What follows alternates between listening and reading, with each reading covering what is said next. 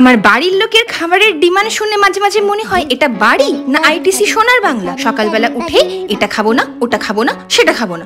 তোমাদের বাড়িতেও যদি এরকম হয় তাহলে ঝট জলদি এই রেসিপিটা কিন্তু ট্রাই করতেই পারো, যেটা খেয়ে বাড়ির লোক বলবে মাম্মা মিয়া ইসমে কিয়া কিয়া দিয়া।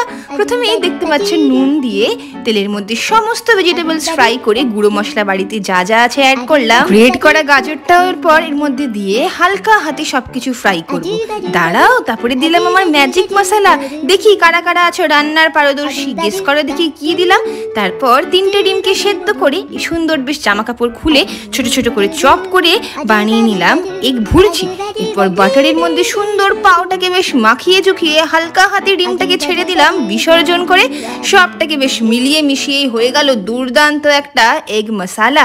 তারপরে কি গরম গরম পাওয়ের সাথে এনজয় করো। টপ করে মুখে দাও। ভিডিওটা লাইক শেয়ার আর সাবস্ক্রাইব করতে ভুলো না একদম।